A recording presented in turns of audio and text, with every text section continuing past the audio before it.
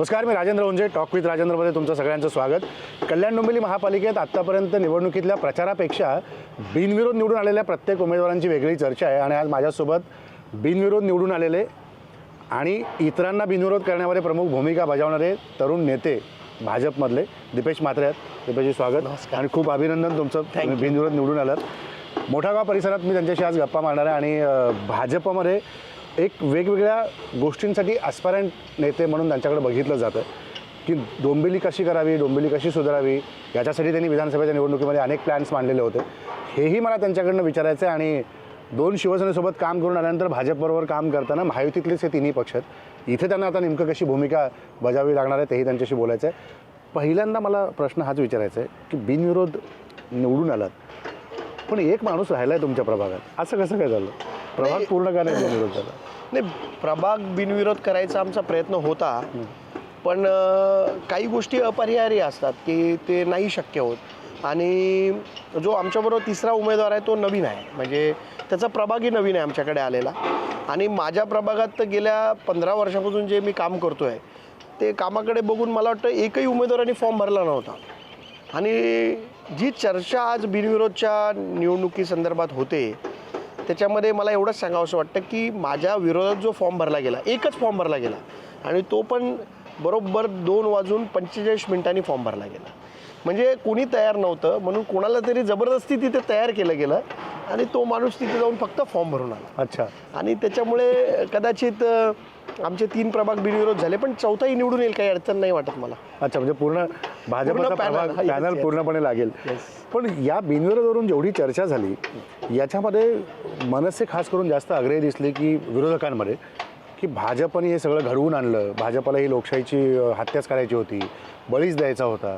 मनसेतले काही लोक निवडणूक आयोगाकडे गेले, हायकोर्टात जाऊन दाद मागतायत. याच्याकडे तुम्ही कसं बघताय? नाही, काही लोकांचा या बिनविरोध आणि लोकशाहीवर विश्वास नसणारे जे काही पक्ष आहेत ते बिनविरोधला आज विरोध करतात. पण मला एवढंच सुरुवातीला सांगावंसं वाटतं की राजेंद्रजी, मी पहिल्यांदा नाही बिनविरोध झालो आहे. 2005च्या निवडणुकीमध्ये माझे वडील पहिल्यांदा बिनविरोध निवडून आले. त्याच्यानंतर 2008ला त्यांनी राजीनामा दिल्यानंतर मी बिनविरोध निवडून आलो. आणि हे माझी दुसरी वेळ आहे बिनविरोध निवडून येण्याची. म्हणजे ते म्हणतात ना, ती परंपरा आहे बिनविरोध. तर त्याला बघा, आज एक गोष्ट अशी घडली आहे की एकंदरीत सगळ्या महापालिकेच्या निवडणुका एकत्रित आहेत, म्हणून तो आकडा जो 72चा बिनविरोधचा जो आहे तो मोठा दिसण्याचं कारण ते आहे की एकत्रित सगळ्या नवी, नाही तर मुंबईची वेगळी निवडणूक होते, नवी मुंबईची वेगळी निवडणूक होते, उरण आणि तिकडच्या निवडणुका सगळ्या वेगवेगळ्या होत असतात, पनवेलच्या वगैरे वेगवेगळ्या होत असतात. या वेळेला काय झालं, या सर्व निवडणुका एकत्रित आल्यामुळे तो बिनविरोधचा आकडा मोठा वाटतो. आणि कुठेतरी मला वैयक्तिक असं वाटतं की स्वतःचं अपयश कसं लपवायचं, आपल्याकडे नसलेले उमेदवार बघा, मनसेने फक्त 68 उमेदवार दिलेत, त्याच्यातल्या 12 जणांनी माघार घेतली. म्हणजे आपल्याकडे आपला पक्षच राहिलेला नाही, पक्षामध्ये उभं राहण्यासाठी माणसंही नाही. आणि ते कुठेतरी आपण कसं लपवू शकतो, मग ते परसेप्शन झाकण्यासाठी बिनविरोधचं परसेप्शन पुढे आणलं. आणि बिनविरोधची प्रक्रिया ही कायदेशीर आहे, याला कुठेही कोणी कायद्याच्या तरतुदीमध्ये पूर्णपणे एकदम क्लिअर आहे. तुम्हाला मी थोडक्यात सांगतो बघा. याच्या आधी झाल्या नगर परिषदेच्या निवडणुका, त्याच्यात 116 लोक बिनविरोध निवडून आले, तेव्हा कोणी चर्चा नाही केली. त्यात जवळजवळ 23 नगराध्यक्ष बिनविरोध निवडून आले, तेव्हाही चर्चा नाही झाली.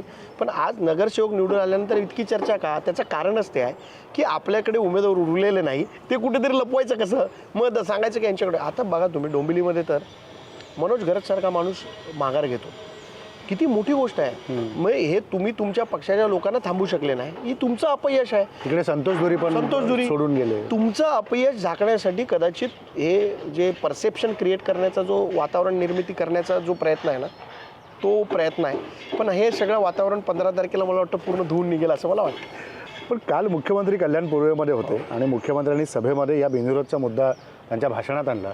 आणि त्याच्यात ते असं म्हणाले की तुमको मिरची लगी तो मैं क्या करूया, गाण्याचा संदर्भ त्यांनी दिला. तर हा इशारा नेमका कोणाला होता? विरोधकांना होता की मित्रपक्षातल्या कोणाला आणखी होता? नाही, नक्कीच तो इशारा विरोधकांना होता. कारण विरोधक बघा, मी डेव्हलपमेंट ओरिएंटेड पॉलिटिक्स करणारा माणूस आहे. बरोबर. विरोधक आपल्याला कुठे चर्चा करताना दिसतात का? मुंबईचा आम्ही कसा विकास करू, कल्याण डोंबिवलीचा आम्ही काय विकास करू, नवी मुंबईमध्ये आम्ही काय विकास करू, किंवा नवी मुंबईमध्ये आम्ही काय लोकांना सेवा देऊ, की आम्हाला जर तुम्ही महापौर केलं किंवा आम्हाला आमच्या पक्षाला जर तुम्ही निवडून दिलं तर आम्ही काय करू, याच्यापेक्षा बिनविरोध कसे निवडून आले आणि कसे चुकीचे आहेत ते दाखवण्याचा प्रयत्न आहे. पण तुम्हाला कुठेही चर्चा होताना दिसत नाही की उद्या मुंबईमध्ये आम्ही निवडून आलो तर मुंबईला काय देऊ, कल्याण डोंबिवलीला काय देऊ. आमचा प्रचाराचा अजेंडा यांच्यापेक्षा वेगळा आहे. हे फक्त परसेप्शन क्रिएट करणं, भावनिक राजकारण करणं एवढंच यांचा मुद्दा आहे. आमच्याकडे डेव्हलपमेंट ओरिएंटेड पॉलिटिक्स आहे. काल देवेंद्र फडणवीस साहेबांनी भाषण केलं, त्याच्यामध्ये सुरुवातीलाच सांगितलं की तुमको मिरची लेगी तो मैं क्या करू, आणि त्याच्यानंतर त्यांनी पूर्ण कल्याण डोंबिवलीला कसा विकासात्मक पुढे नेता येईल हे सांगितलं. त्याच्यामुळे मला असं वाटतं की हे जे पक्ष आहेत यांनी आता यांचं आपण बोलतो ना ते एकदा एखादी टेस्ट मॅच असते, टेस्ट मॅच आता सेव्ह कशी करायची त्या प्लॅनिंगमध्ये हे सगळे लोक आहेत की आता टेस्ट मॅच वाचवायची, म्हणजे आता आब्रू जी गेली आहे ती कशी वाचवायची, फॉलोन टाळायचं काम झालं. हा, म्हणजे शून्य होऊ नये, कल्याण डोंबिवली महानगरपालिकेमध्ये शून्य होऊ नये एवढंच त्यांचा आता प्रयत्न सुरू आहे की बाबा आमचं शून्य तरी होऊ नये. दोन्ही पक्षांचा ते शून्य वाचवायच्या प्रयत्नात आहे. इतकी एकतर्फी निवडणूक होईल असं वाटतं? 100% होईल.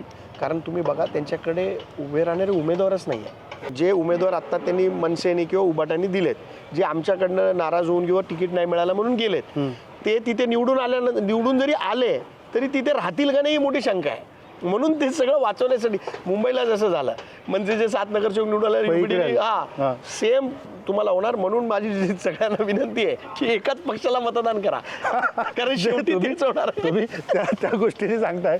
मला फक्त याच्यातला ना आणखी एक मुद्दा विचारायचा आहे की BJP ज्या ठिकाणी आता जे 65-70 तुमचे उमेदवार निवडून आले बिनविरोधमधले महायुतीचे असतील, तर याच्यात कल्याण डोंबिवलीचा खास करून विचार केला तर भाजपने अशी काय जादू केली अशी सारखी चर्चा होती आहे. जे जाताना लोक चर्चा करतायत, रिक्षात बसले की आपल्याला बिनविरोध नाही, लोकांनी मतदान करायला संधी द्यायला पाहिजे होती. तर ही जादू केली, किमया साधली की काय ठरवून काय घडलं? बाकीचे तुमच्या मित्रपक्षाचे थोडेसे कमी आले, तुमचा वर्चस्व दिसतं नाही. याच्यात बघा मी तुम्हाला सांगतो, भाजपमध्ये जे पक्षप्रवेश झाले, भाजपमध्ये जी नवीन लोक आली, आणि त्याच्यानंतरचा एक मोठी गोष्ट याच्यामधली अशी आहे की आपल्या लोकांकडे उमेदवारच नव्हते समोरच्या विरोधकांकडे, आणि त्यांच्याकडे उमेदवार नसल्यामुळे समज एखादा माझाच प्रभाग पकडा, माझ्या प्रभागात माझ्या विरोधात UBTचा उमेदवार आहे, तो ना UBTचा सदस्य ना तो UBTमध्ये काही काम केलं. ह्यांनी उमेदवार आयात केले आयत्या वेळेवर, आणि कदाचित जे उमेदवार त्यांनी आयात केले ते फक्त निवडणुकीमध्ये फक्त दिखावा करण्यासाठी उभे राहिले होते. आणि म्हणून ही पिछेहाट जी UBTची आणि मनसेची जी आपल्याला दिसते ना, त्याचं कारणच ते आहे की तुमच्याकडे तुमच्या पक्षाच्या हक्काचे उमेदवार नाही, आणि होते त्यांना तिकीटं दिली नाही. बघा तुम्ही जेव्हा तुमच्या हक्काचे उमेदवार असतात त्यांना तुम्ही तिकीटच देणार नसाल तर तुम्ही ते कसे निवडून येतील? आणि ते बघा काही निष्ठावंत आहेत ना जे आज गेले नसते तर त्यांना तिकीटच दिली नाही, आणि तिकीट कोणाला दिली? ते आयात केलेले उमेदवार होते त्यांना दिली, मग ते होते ते पळून गेले. त्याच्यामुळे हे वाटतं असं की म्हणजे याच्यामध्ये ना दुसरी एक चर्चा अशी होते की एक थोडा वेगळा प्रश्न विचारतो. कल्याण डोंबिवली महापालिकेच्या निवडणुकीमध्ये असं म्हटलं गेलं की भाजपची एक B टीम मनसे पण आहे, आणि ती हाताळणारी माणसं वेगळी आहेत, आणि भाजपची दुसरी B टीम ही उद्धव ठाकरेंची आहे, ते हाताळणारे दीपेश म्हात्रे आहेत. ह्यात तथ्य काय नाही? तसं बघा मी UBTमधनं जेव्हा इकडे प्रवेश केला त्याच्यानंतर UBTशी माझा तेवढा संपर्क नाही, पण काही नेत्यांशी माझा संपर्क जरी असला तरी वैयक्तिक संबंधांपोटी आहे. पण तुम्हाला मी सांगतो, माझं UBT सोडण्याचं कारणच ते होतं, इथलं जे लोकल लेवलचे जे पदाधिकारी आहेत अतिशय निरुत्साही आणि लोकांना कसं बाहेर घालवता येईल आणि त्यांचं दुकान कसं चालेल याच्यासाठी प्रयत्न करणारी ही लोक आहेत. आणि ते उद्धव ठाकरे साहेबांना तेच कळलं नाही की इथे आपला पक्ष संपवण्याचा प्रयत्न आपलेच लोक करतायत. जे आत बसलेले लोक आहेत तेच पक्ष संपवत आहेत. तुम्ही बघाल तर तिकीटं अक्षरशः विकली गेली, त्याच्यानंतर उमेदवार आयात केले, 100%. मी तुम्हाला बघा मी आता 16 तारखेपर्यंत फक्त वाट बघतोय. 16 तारखेला तर मी पुराव्यासकट आणि व्हिडिओ क्लिप ऑडिओ क्लिपसह यांनी किती रुपयामध्ये कुठे कुठे बसून तिकीटं विकली हे सगळं माझ्याकडे डिटेल आहे, आणि ते सगळा खुलासा मोठा होणार आहे. आणि उद्धव ठाकरेंनी याच्यावर लक्ष दिलं पाहिजे. तुमच्या पक्षातले लोक तिकीटं विकत आहेत, आणि पक्षाला काही घेणं देणं नाही त्याचं, असं वाटायला लागलं. एक असं तुम्हाला चित्र दिसतं का त्या पक्षातून बाहेर पडल्यानंतर? मला दुसरा प्रश्न तुम्हाला त्याच्याबद्दल विचारायचा आहे. पण UBTला उद्धव ठाकरेंना मुंबई महापालिकेच्या पलीकडे महाराष्ट्रात त्यांचा पक्ष कसा वाढवायचा याच्याबद्दल फार चिंता पडलेली नाही. नाही, तुम्हाला एक सांगतो बघा, तिकडे प्रॉब्लेम असा आहे ना की उद्धव ठाकरेंच्या आजूबाजूचे जे नेते आहेत, पूर्वी ते लोकनेते होते. बरोबर आहे. आता जे त्यांच्या बाजूबाजूला जे नेते आहेत ना, त्यांना पक्ष आणि याच्याशी संघटनेशी काही घेणं देणं नाही आहे. त्यांना पक्ष आणि संघटना वाढीबद्दल काही चर्चा त्यांना करायची नाही. ते फक्त उद्धव ठाकरेंच्या आजूबाजूलाच कसे राहतील. तुम्हाला बघा, पूर्वी आम्ही शिवसेनेत काम केलंय 15-15 वर्ष. हो. मला सांगा, तुम्हाला आज शिवसेनेचा एकही नेता महाराष्ट्रात फिरताना दिसतो का? कुठल्या अजून मला दौरे मुंबईतले करतात? पण त्यांच्या काय सभा झालेला दिसत नाही. तुम्ही त्यांचा एकही नेता कुठल्या महाराष्ट्राच्या दौऱ्यावर दिसतो का? त्यांचा एकही नेता कुठे महाराष्ट्रात कुठल्या ग्रामीण भागामध्ये फिरताना दिसतो का? कल्याण डोंबिवलीच्या महापालिका क्षेत्रामध्ये तिकीट वाटप करण्यासाठी वरुण सरदेसाईंनी सोडून कोणी आलेलं दिसतं का? याचा अर्थ असा आहे ना की जसं निराशा इतर लोकांमध्ये, ते नेतेही निराश झालेत. ते कुठे फिरायला तयार नाही. तुम्ही जोपर्यंत जनतेत जात नाही तोपर्यंत तुम्हाला लोक ॲक्सेप्टन्स देणार नाही आणि तुम्हाला लोक रिस्पॉन्स देणार नाही. बघा, सगळ्याच गोष्टी काही पैशाने आणि सत्तेने होतात असं नाही. पूर्वी कुठे उद्धव ठाकरेंकडे सत्ता होती, पूर्वी कुठे महाराष्ट्रात आमच्याकडे सत्ता होती, तरी आम्ही काम करतच होतो, महाराष्ट्र दौरे करत होतो. पण आता हे नेते फक्त उद्धव साहेबांच्या आजूबाजूला फिरणं एवढंच त्यांचं काम राहिलं नाही. पण हे ठाकरे बंधू एक आल्याचा परिणाम होईल असं तुम्हाला वाटतं? कारण संतोष धुरी मनसेतनं बाहेर पडून तुमच्याकडे आले, ते म्हणाले की राज ठाकरेंनी सरेंडर केला उद्धव ठाकरेंकडे. ठाकरे बंधू एकत्र आलेत, पण राजसाहेब मनापासून आलेत की नाही अजूनही शंका वाटते. म्हणजे कुठेतरी शंकेला थोडं वाव आहे. कारण इथले पण तुम्ही बघा ना, बऱ्याचशा ठिकाणी UBT आणि मनसे समोरासमोर लढत आहेत. म्हणजे तुमची युती झाली आहे, तुम्ही सांगता आमची युती आहे, आम्ही दोघं भाऊ एकत्र आलो आहे, आणि तिथे 2 भावांना तुम्ही लढवत आहे.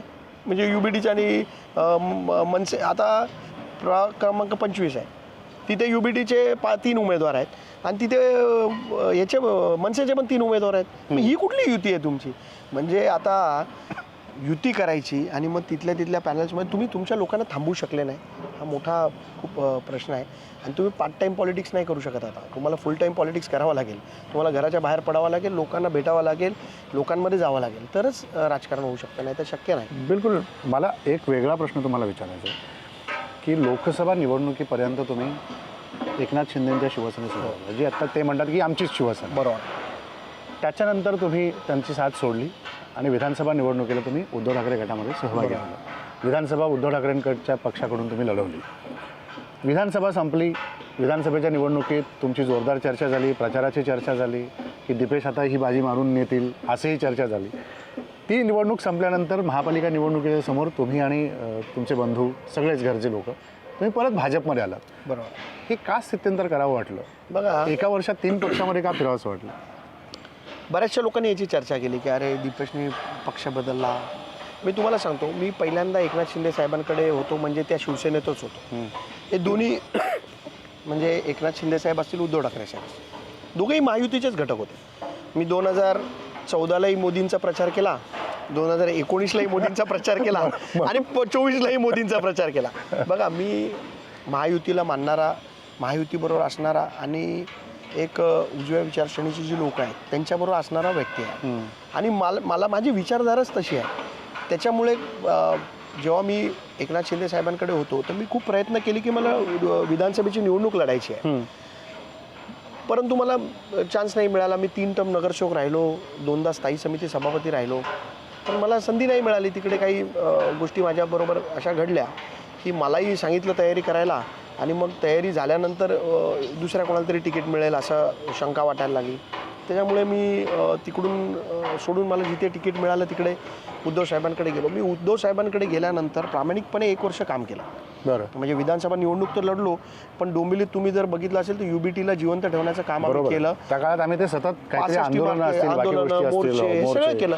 पण तुम्हाला सांगतो, मी 1 वर्ष काम केल्यानंतर मला जे पक्षामध्ये जाणवलं, मी आत्ता तुम्हाला जे सांगितलं की पक्षातून जो एखाद्या कार्यकर्त्याला पाठिंबा लागतो तो आर्थिक नसतो, पण तो एक मानसिक पाठिंबा असतो, त्याचबरोबर नेत्यांचं पाठबळ असतं. त्याच्यानंतर एक घटना घडली. आमचे जिल्हा प्रमुख आहेत धनंजय बोडारे. धनंजय बोडारेंवर एक केस झाली, पण त्यांच्या केसमध्ये पक्ष त्यांच्या बाजूने बिलकुल उभा राहिला नाही. मग आम्ही ठरवलं की नाही, आता आपल्या बाजूने पक्षच उभा राहत नाही तर आपण आपलं, बघा मी विजनरी काम करणारा माणूस आहे. मला जर चांगलं काम करायचं आहे तो मी विरोधात राहून नाही करू शकणार आहे. मला सत्ताधारी पक्षात असणं गरजेचं आहे. आणि मग कपिल पाटील साहेब असतील, रवींद्र चव्हाण साहेब असतील, यांनी संपर्क केल्यानंतर मग आम्ही निर्णय घेतला की आपण सत्ताधारी पक्षात जाऊ, चांगली कामं करू.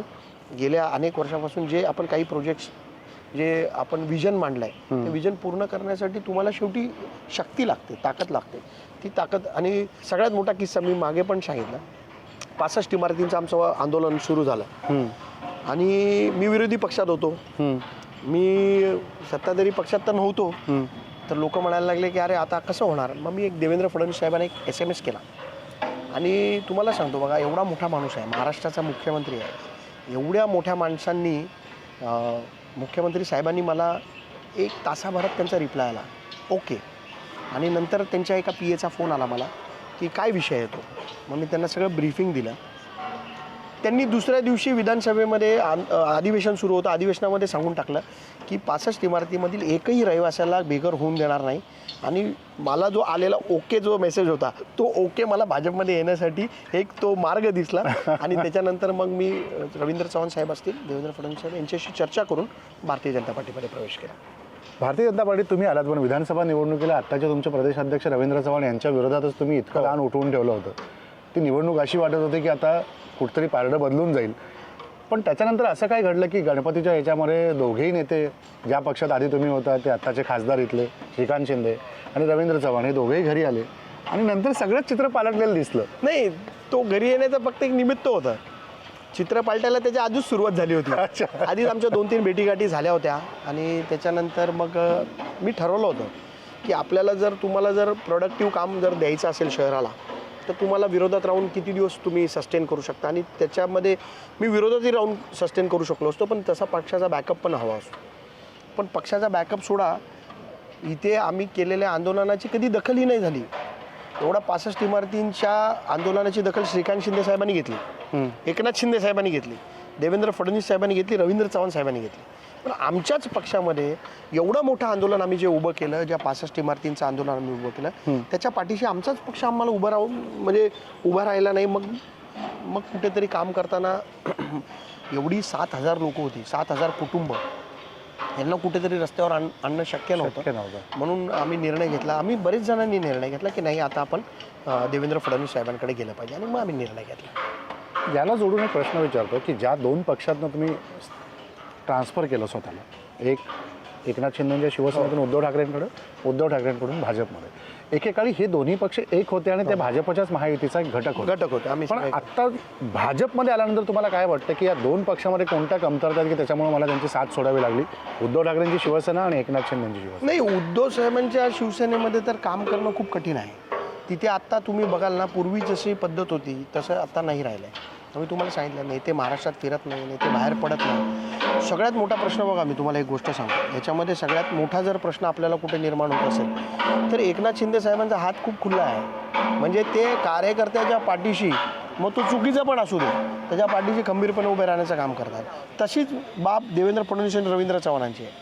माझा कार्यकर्ता आहे ना, त्याच्या पाठीशी खंबीर, म्हणजे तुम्हाला पक्षाला बॅकअप, नेत्याचा बॅकअप जो असतो तो देवेंद्र फडणवीस साहेब आणि एकनाथ शिंदे साहेब आणि रवींद्र चव्हाण साहेब हे जशा पद्धतीने देतात ना, तुम्हाला ते आपलंसं करून घेतात. तुम्ही दुसऱ्याकडे जाऊ शकत नाही.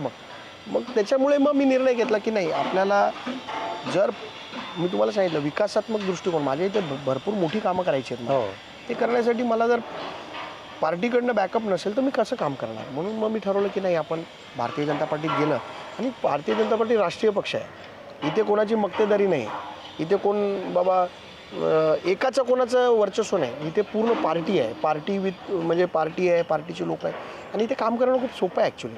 म्हणजे मला जे जाणवत आहे ते काम करणं खूप सोपं आहे. तुम्ही काम करू शकता. अजूनही काही बरेच प्रश्न आहेत जे त्यांच्या मनातली उत्तर आपल्याला जाणून घ्यायचं. एक त्यांच्यासोबत दुसऱ्या ठिकाणी, चला पुढची प्रश्न विचारून घेऊ. आत्ता आपण याआधी जे प्रश्न दीपेश म्हात्रेंना विचारले ते सगळे राजकीय प्रश्न होते. आता मला त्यांच्याकडनं त्यांचं विजन जाणून घ्यायचं आहे, कारण आता निवडणूक तर ते जिंकलेलेच आहेत, बिनविरोध झाले. आता फक्त अनौपचारिक घोषणा व्हायची बाकी राहिलेली आहे. ती औपचारिक घोषणा, प्रमाणपत्र मिळाले की ते सभागृहात काम करायला तयारच झाले. तर मला विधानसभेच्या निवडणुकीपासून तुम्ही बघितलं की तुम्ही एक विजन सतत मांडत आला. त्यावेळेला तुम्ही उद्धव ठाकरेंकडे आता ठीक आहे, पण एक विजन तुमच्याकडे कायम आहे. अभ्यासू नेते म्हणून तुमच्याकडे सतत बघितलं जातं की इतर विरोधी पक्षातले लोक पण म्हणतात की नाही दीपेश अभ्यासचे मुद्दे घेऊन मांडतो आणि बोलतो. तर आत्ता सभापती या आधी पण तुम्ही महापालिकेत होता, नगरसेवक तर तुम्ही आहातच 2005पासून. या 25 वर्षाच्या काळामधला स्थानिक स्वराज्य संस्थांच्या बाबतीतले सगळी नियमावली तुम्हाला माहिती आहे. तर डोंबिवली शहरासहित मी तुमच्या प्रभागाचं विचारणार नाही कारण तुम्ही विधानसभा लढवली म्हणून मी डोंबिवली विचारतो. बरोबर. की सभागृहात गेल्यानंतर तुम्ही डोंबिवली शहरासाठी म्हणून काय विजन मांडताय की मला काय करायचं इकडे? डोंबिवली शहर हे खूप ऐतिहासिक शहर आहे, सांस्कृतिक वारसा लाभलेलं शहर आहे आणि या शहराच्या गरजा खूप वेगळ्या आहेत. बरोबर. तुम्ही इतर शहरांना डोंबिवलीशी कम्पेअर करू शकत नाही. कारण डोंबिवलीचा बऱ्याच लोक अभ्यास करत नाही कदाचित, पण मी डोंबिवलीचा एक स्टडी केला आहे की इथल्या लोकांना काय हवं आहे. बघा 16-17 लाखाची लोकसंख्या आपल्या शहराची आणि जवळजवळ 3.5-4 लाख लोक सकाळी मुंबईला जातात. हो. आणि ते तिथे जॉब मुंबई किंवा इतर ठिकाणी, आता नवी मुंबई पण झालं आहे, तर इतर ठिकाणी जॉबसाठी जातात. नंतर ते आपल्या घरी संध्याकाळी परत येतात. जो सकाळपासून ते संध्याकाळचा वेळ असतो ना, तेव्हा माझी बायको, माझी मुलं ही घरी एकटी असतात. यांना एक सुरक्षित वातावरण देण्याचं विजन माझ्याकडे आहे. अरे वा. आणि ते मला द्यायचं आहे. बरं. माझा मुलगा, माझी बायको, मी कामावर गेल्यानंतर या डोंबिवली शहरामध्ये 100% सुरक्षित आहेत हे त्यांना विश्वास देण्याचं काम भारतीय जनता पार्टीच्या पुढच्या काळाच्या विजनरीमध्ये आमच्याकडे आहे. बरं. हे खूप महत्त्वाचा मुद्दा आहे, कुणी त्याच्यावरती लक्ष देत नाही. दुसरं विधानसभेला पण रेल्वे स्टेशनवर जाऊन लोकांच्या समस्या जाणून घेतलेला व्हिडिओ पण मी पाहिला होता. येस. त्याच्यात आत्ता अजूनही लोक गाडीत चढतात पडतात. अनेक ठिकाणी गोष्टी घडल्यात. मध्ये तो एक निवडणुकीच्या काळात अपघात झाला होता, तुम्ही समक्ष गेला होता. तर या रेल्वेच्या प्रश्नावर तुम्हाला काय वेगळं करता? नाही, रेल्वे बघा, रेल्वे तर लाईफलाईन आहे. आता रेल्वेसाठी बरेच लोक सांगतात आम्ही फेऱ्या वाढू, आम्ही डबे वाढू. बरेचसे लोक सांगत होते, पण मला तुम्हाला सांगतो बघा, नुसत्या फेऱ्या वाढून चालणार नाही. तुम्हाला रेल्वेला सेकंडरी ऑप्शन पण तयार करावं लागतील. म्हणजे रोड असेल, आपण बघा कधी कधी डोंबिवली चर्चा करतो की डोंबिवली ते ठाणे पॅरलल रोड व्हायला पाहिजे होता, रेल्वे समांतर रस्ता. पण ठीक आहे, ते नाही झालं. तर मग ठीक आहे, ते नाही झालं तर त्याच्यावरच गुराळ करत बसण्यात काय अर्थ आहे का? नाही. मग त्याच्यावरती तुम्हाला पर्याय काय? तर आता सेकंड ऑप्शन जो आहे, माझी निवडणूक सुरू व्हायच्या आधी मी MMRDAचे कमिशनर मुखर्जी सरांची भेट घेतली आणि रवींद्र चव्हाण साहेबांना मी सांगितलं, साहेब हे काम जर झालं डोंबिवली शहरासाठी, त्यांनी मला लगेच सांगितलं, दीपेश तू डायरेक्ट मुखर्जी सरांना जाऊन भेट आणि हे त्यांना एक्सप्लेन कर. मी गेलो. बघा विजनरी काम कसं असतं ना, आज हा खूप मुद्दा गाजणार आहे. डोंबिवलीला मेट्रो 12 आली आहे. जी मेट्रो शिलफाटा रोडवरून तळोजाला जाते.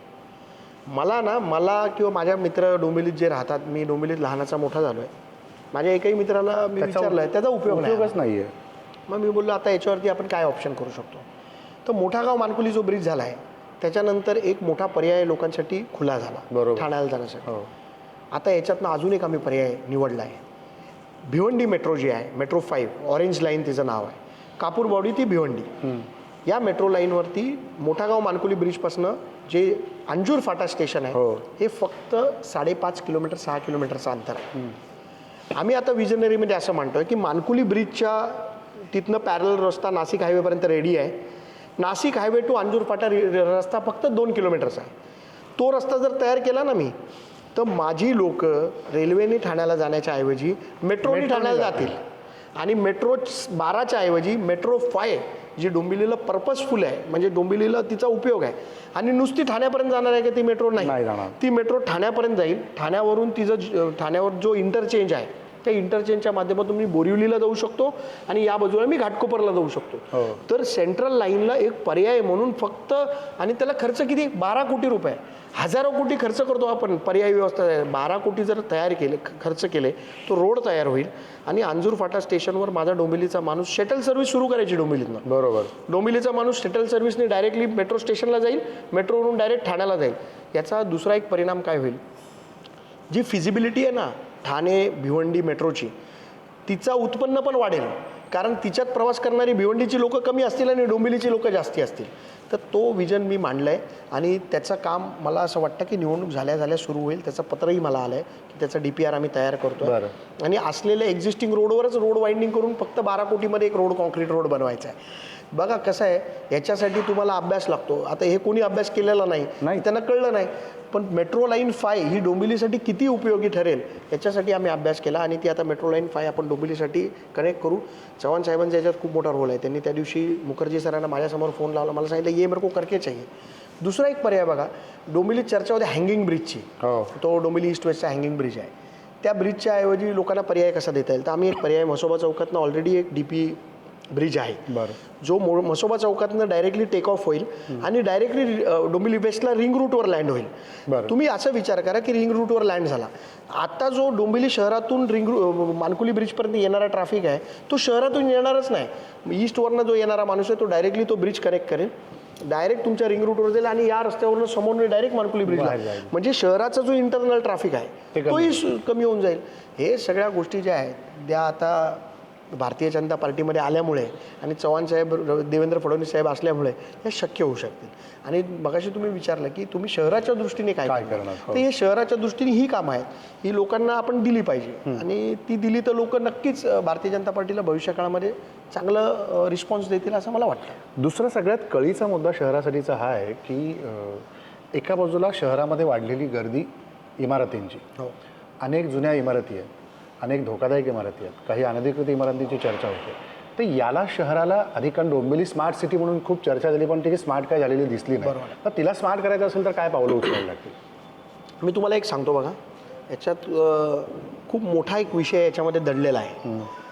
मी जेव्हा लहान होतो, माझे वडील जेव्हा राजकारणात सक्रिय होते, ते तरुण होते आणि त्या काळामध्ये तुम्हीही कव्हरेज केलेलं आहे, तुम्हालाही माहिती आहे बऱ्याचशा गोष्टी इकडच्या. तुम्ही असा विचार करा का तेव्हाची लोक 30s मध्ये होती, त्यांनी इकडे नवीन नवीन घरं घेतली, डोंबिवलीत राहायला आले, सगळी लोक डोंबिवलीत राहायला आली, नवीन घरं घेतली आणि इकडे राहायला आल्यानंतर त्या लोकांनी तेव्हा घरं घेतली, त्यांना लोन मिळाले, त्यांनी घरं घेतली. आता ती लोक 60च्या उंबरठ्यावर बरोबर रिटायरमेंटच्या एजला आहे. ते जसे 60ला गेले तसे त्यांच्या इमारती 30-30, 40-40 वर्ष जुन्या पण झाल्या. आता त्यांना लोन मिळू शकत नाही, त्यांच्या इमारती धोकादायक होऊ शकतात, त्यांना नवीन घर घेण्यासाठी लोन मिळू शकत नाही. क्लस्टर आणि लोकांना आहे त्या ठिकाणी त्यांना कुठलाही एक नवा पैसा खर्च करायला लागू नये आणि त्यांना घर मिळावं याच्यासाठी पुनर्विकासाचं धोरण कल्याण डोंबिवली महानगरपालिकेने निश्चित करणं गरजेचं आहे. म्हणजे आता 4 FSIची कॅपिंग आहे आपल्याकडे.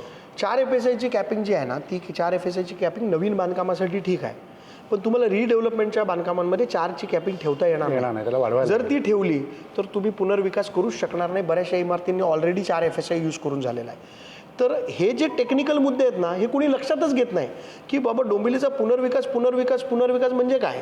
डोंबिवलीचा पुनर्विकास जर तुम्हाला करायचा असेल तर पुनर्विकासाच्या ज्या इमारती आहेत त्यांना तुम्हाला FSIच्या कॅपिंगमधून बाहेर काढावं लागेल आणि त्या FSIच्या कॅपिंग, आता तुम्ही बघाल ना डोंबिवलीमध्ये पुनर्विकास सुरू आहे, पण तो कुठे सुरू आहे, स्टेशनच्या जवळपास असलेल्या बिल्डिंग्स, प्राईम लोकेशन्सला असलेल्या बिल्डिंग, पण जे इंटरनल भागामध्ये ज्या बिल्डिंग्स आहेत, ज्या जुन्या झाल्या, ज्या धोकादायक होत आहेत, त्याचं काही होत नाही, कारण त्यांना कमर्शियल एक्सप्लॉयटेशन नसतं आणि त्यांना FSI वाढून मिळत नाही. मग ती लोक वणवण फिरतात की अरे आमचं कोणीतरी डेव्हलप, मग त्यांना बिल्डर सांगतो नाही तुम्हाला कन्स्ट्रक्शन कॉस्ट द्यावी लागेल. आज लोकांची परिस्थिती नाही कन्स्ट्रक्शन कॉस्ट देणं.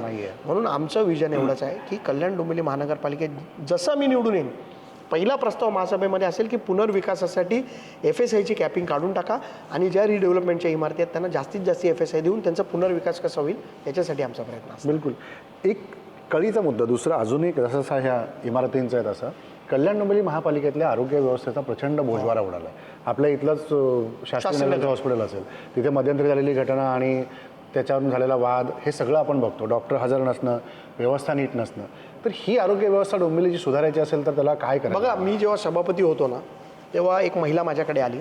तिने सांगितलं साहेब आमच्या मुलांची आपण मॅटर्निटी सर्व्हिसेसवर जास्ती भर देतो KDMCमध्ये. दिवसाला आपल्याकडे 6 ते 8 डिलिव्हरीज होतात रोजच्या. तर माझ्याकडे एक महिला आली, मला सांगितलं साहेब आमच्याकडे डिलिव्हरी झालेल्या महिलेचं जे बच्चू असतं त्याला बच्चूला ठेवायला NICU नाही आहे. बरोबर आहे. काय होतं, डिलिव्हरी तर आपण करतो पण जर बच्चूची तब्येत खराब असेल तर त्याला लगेच तिथनं प्रायव्हेट NICUमध्ये न्यायला लागतं आणि प्रायव्हेट NICUमध्ये नेल्यानंतर त्याला कमीत कमी 5,000 रुपये पर डे इतका खर्च येतो. मग त्याच्यानंतर आम्ही हे ठरवल्यानंतर आम्ही डॉक्टर खासदार श्रीकांत शिंदेंशी बोललो, त्याच्यानंतर रवींद्र चव्हाण साहेबांशी बोललो आणि आपण NICU सुरू केला शास्त्रीनगर हॉस्पिटलमध्ये. परंतु शास्त्रीनगर हॉस्पिटल प्रचंड अपुरा पडतो आहे. त्याच्यातनं कुठल्याही सुविधा लोकांना मिळत नाही. सगळ्यात महत्त्वाचा मुद्दा आहे, तुम्हाला शास्त्रीनगर हॉस्पिटल रिडेव्हलप करणं खूप गरजेचं आहे. म्हणजे जसा शिवाजी हॉस्पिटल कळव्याला झालं, त्याच्यानंतर तुम्ही सिव्हिल हॉस्पिटल ठाण्याचं पण आता रिडेव्हलपमेंट सुरू आहे. पण कल्याण डोंबिवलीचे हे दोन्ही हॉस्पिटल आहेत, शास्त्रीनगर आणि रुक्मिणीबाई, या दोन्ही हॉस्पिटलचं पुनर्विकास म्हणजे रिडेव्हलपमेंट करणं आणि अत्याधुनिक सेवा सुरू करणं हे खूप गरजेचं आहे.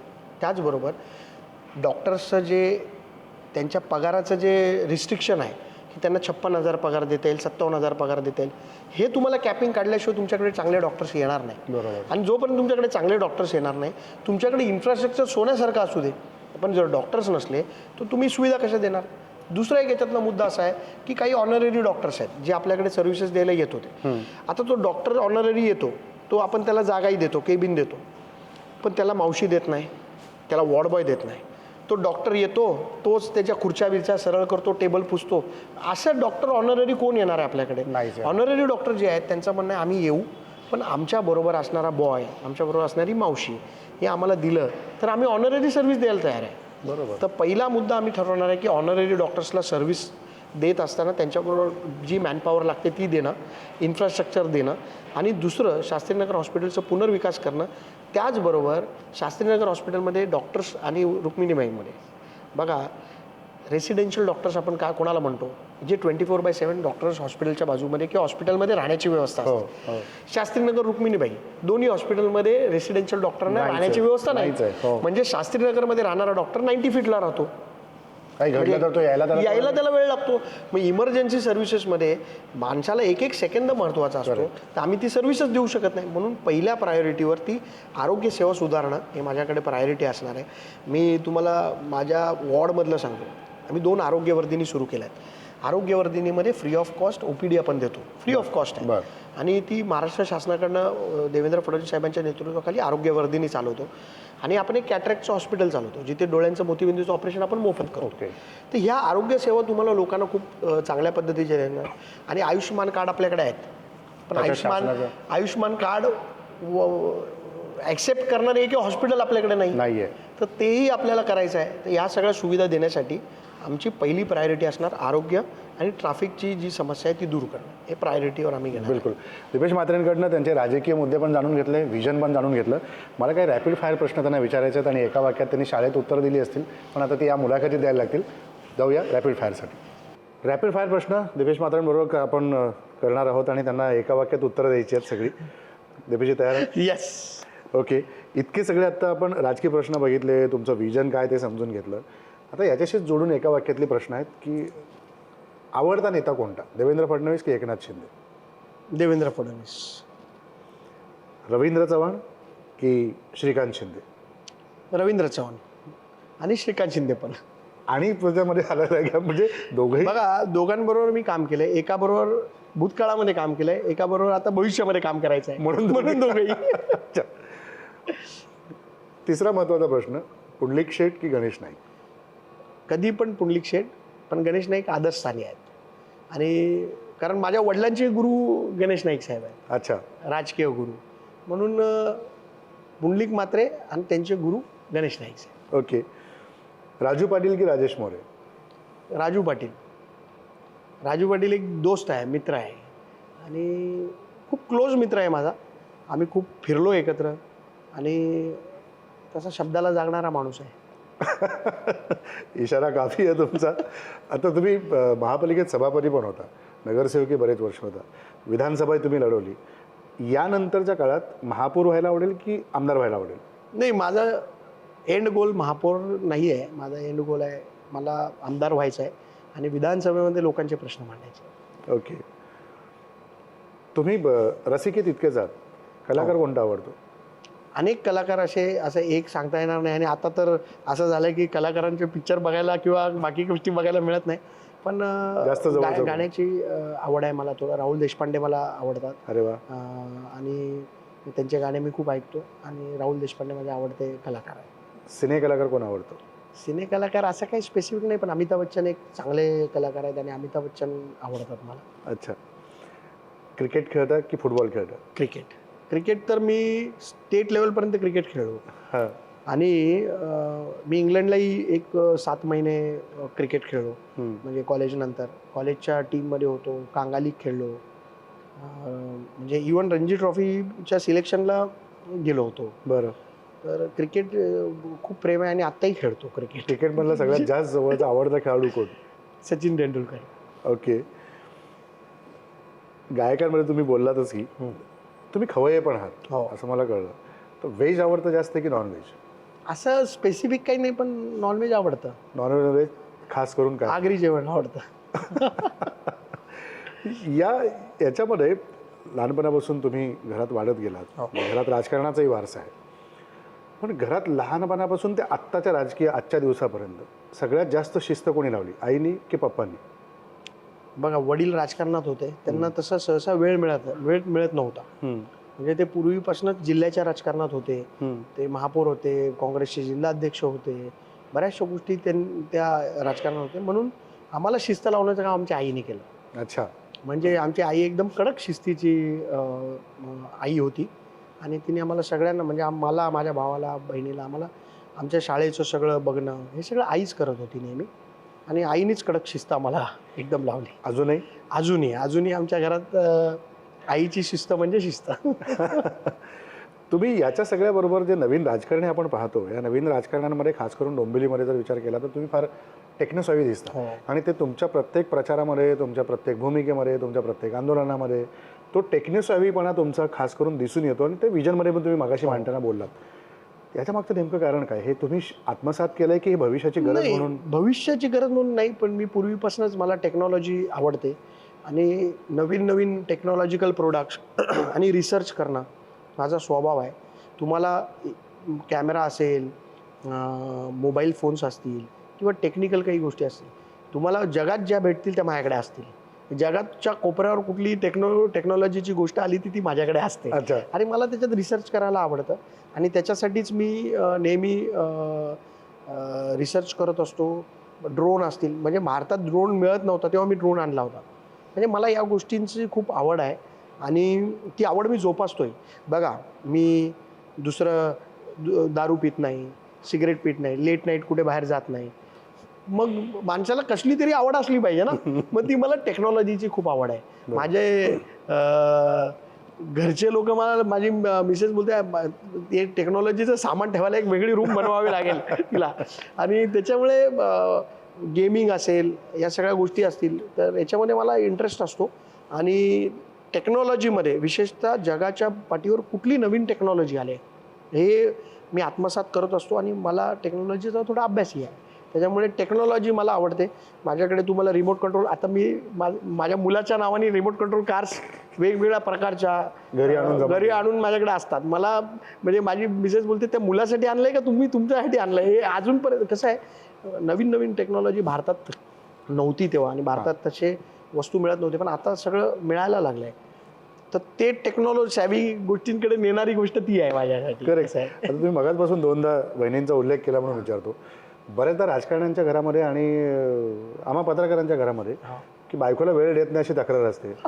तुम्ही ना तुमचं सगळं घरात आलं की तेच चालू असतं, बाहेर गेलं सुद्धा तेच चालू असतं. असं कधी घरात होतं की शांतपणे वेळ पण देतो? नाही, कसं आहे, तीही राजकीय घराण्यातलीच आहे. ती गणेश नाईक साहेबांच्या घरातली आहे. ती प्रभाकर नाईकांची मुलगी आहे माझी मिसेस. त्याच्यामुळे ती त्यांच्या घरात ही राजकीय वारसा आहे. आणि तिचे आता सक्के काका इलेक्शनला उभे आहेत, तिचा सक्का चुलत भाऊ इलेक्शनला उभा आहे. तर तिलाही माहिती आहे की राजकारण्यांचं लाईफ कसं असतं. कधी तक्रार नसते, पण कधी थोडी तक्रार ही होते की कधीतरी बाहेर जायला पाहिजे, आता आपण यंग आहे, नंतर कुठे फिरणार, तर त्याच्यावर थोडी होते. पण कसं आहे, मला मी माझं एक लाईफ असं झालं आहे ना की वयाच्या 22व्या वर्षी मी नगरसेवक झालो पहिल्यांदा. आणि आज गेली 15 वर्ष जेव्हा मी 15-20 वर्ष 18 वर्ष जवळजवळ काम करतोय. हे काम करत असताना वयाच्या 22व्या वर्षी मी नगरसेवक जेव्हा झालो आणि माझ्या घरी जो वडिलांचा बॅकग्राऊंड आहे, वडिलांचं जे नाव आहे, वडिलांचं बाकीच्या इतर गोष्टींमधनं सेफ्टीच्या दृष्टीने असेल, तर आम्हाला कशी असं मोकळीक मिळालीच नाही बाहेर फिरायला की दीपेश म्हात्रे म्हणून मी कुठेतरी एकटा गेलोय मित्रांबरोबर पाणीपुरी खायला, असं होत नव्हतं रेग्युलरली. कारण खूप रिस्ट्रिक्शन्स येत होते. आणि मग त्याच्यानंतर मी पण नगरसेवक झालो. त्याच्यामुळे पिक्चरला जाणं, हे सगळे रिस्ट्रिक्शन्स आले. कसं असतं, लोकांना असं वाटतं की अरे मोठ्या घरातली लोक आहेत, त्यांचं लाईफ खूप सोपं असतं, मजा असते. पण आमच्यासारख्या मुलांना ज्यांच्याकडे पुंडलिक म्हात्रे साहेबांसारखा मोठ्या माणसाचा वारसा आहे, त्यांना किती गोष्टी सॅक्रिफाईस कराव्या लागतात आणि आम्हाला त्या स्टेटसनी लाईफ जगावं लागतं त्यांचं नाव जपण्यासाठी. तर ते कुठेतरी जपण्याचं काम मी आणि माझा भाऊ नेहमीच करत असतो. आणि ते आम्ही बऱ्याचशा गोष्टी, मी तर माझे मित्र मला कधी कधी बोलतात का तू आमच्याबरोबर कधी येत नाही, बाहेर कुठे जात नाही, तर त्यांना वेळ देणं मला कमी होतं. मग मी त्यांना घरी बोलवतो, इथे गप्पा हां मारूया. संडेला या. दर संडेला आत्ता पण माझ्या कॉलेजचे जे मित्र आहेत एव्हरी संडे ते कुठेही असले तरी आम्ही संडेला भेटतो. कारण एक फ्रेंड सर्कल, थोडं माइंड रिलॅक्स आणि मित्र परिवार असणं खूप गरजेचं आहे. शेवटी एक गमतीशीर प्रश्न विचारतो की पक्षांमध्ये काम करताना नेते असतील किंवा कार्यकर्ते असतील यांच्याबरोबर जुळवून घेणं सोपं वाटतं की घरात काही तक्रार झाली तर बायकोसोबत लवकर जुळवून घेणं अवघड वाटतं? नाही, असं दोघांबरोबर जुळून घेणं मला जमतं, कारण दोघांमध्ये मी तसा बॅलन्स ठेवतो. कसरत कुठे होते, कसोटी कुठे नाही, लागते? कसोटी घरात लागते, कारण कार्यकर्त्यांना समजवणं सोपं असतं. घरी कार्यकर्ते आपल्या शब्दावर चालणारे असतात, घरी थोडं रिटॅलिएशन होतं. पण ठीक आहे, पण मी तसं बॅलन्स ठेवतो. घरच्यांनाही वेळ दिला पाहिजे, फॅमिली खूप इम्पॉर्टंट असते आणि मी फॅमिलीलाही तेवढंच वेळ द्यायचा प्रयत्न करतो, मुलांनाही तेवढंच वेळ द्यायचा प्रयत्न करतो. मुलांच्या शाळेचा एखादा कार्यक्रम असेल तर मिस होतो कधी कधी, पण कधी कधी जायचाही प्रयत्न करतो. त्याच्यामुळे त्या गोष्टींमध्ये तेवढं कम्फर्टेबलही असतात घरातले, कारण त्यांनाही माहिती आहे, कारण माझे वडील राजकारणात असल्यामुळे त्यांच्या काळापासून तो वारसा चालत आला, तो मी चालवतोय. त्यामुळे त्याच्यात काय फार तक्रारी कारण नाही. Yes, thank you very much. तुम्ही वेळ दिलात आणि खूप शुभेच्छा तुम्हाला तुमच्या पुढच्या सगळ्या विजनसाठी. दिपेश म्हात्रेंकडनं त्यांचं विजन, राजकीय पुढचं त्यांची वाटचालीचं काय पाऊल असेल हे आपण जाणून घेतलं. टॉक विथ राजेंद्रमध्ये इथंच थांबणार आहोत. पुन्हा भेटणार आहोत नव्या नेत्यासह, नवे प्रश्न आणि नव्या प्रभागातल्या विजनरी गोष्टींबरोबर. इथंच थांबू. नमस्कार.